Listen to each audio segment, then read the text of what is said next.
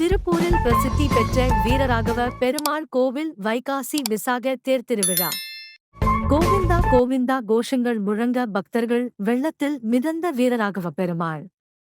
திருப்பூரில் பிரசித்தி பெற்ற வீரராகவ பெருமாள் கோவில் வைகாசி விசாக தேர்த்திருவிழா கடந்த வாரம் மே 17ஆம் தேதி கொடியேற்றத்துடன் தொடங்கியது. விழாவில் முக்கிய நிகழ்வான வைகாசி தேரோட்டம் நேற்று மாலை நடைபெற்றது. அலங்கரிக்கப்பட்ட திருத்தேர் ஸ்ரீ வீரராகவ பெருமாள் ஸ்ரீதேவி பூதேவி சமேதர வீரராக பெருமாள் அலங்கரிக்கப்பட்ட திருத்தேரில் சிறப்பு பூஜைகளுடன் தேர் முக்கிய வீதி வழியாக கோவிந்தா கோவிந்தா என கோஷங்கள் முழங்க திருத்தேரை பக்தர்கள் வடம் பிடித்து இழுத்தனர். பின்னர் தேரோட்டத்தை முன்னிட்டு திருப்பூர் மாநகராட்சி ஆணையாளர் பவன்குமார், கிரிய பாவனார், திருப்பூர் மாநகராட்சி மேயர் தினேஷ்குமார், கோவில் அறங்காவலர் குழுவினர் மற்றும் மாநகராட்சி அதிகாரிகள் திருப்பூர் மாநகராட்சி அலுவலகத்தில் இருந்து மேளதாளங்கள் முழங்க ஊர்வலமாக கோவிலுக்கு அழைத்து வந்தனர். மாலை 5:20 மணிக்கு தேர் வடம் பிடிக்கும் நிகழ்ச்சி நடைபெற்றது.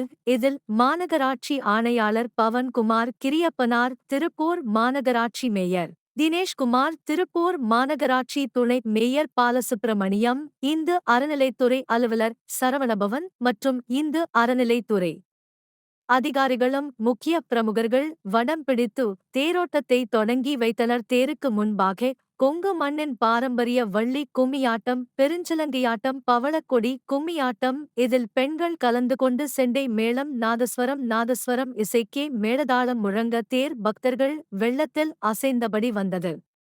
தண்டாயுதபாணி காவடி குழு சார்பில் காவடி ஆட்டம் நடைபெற்றது. பெண்கள் கோலாட்டம் ஆடினர், படித்தும் வந்தனர்.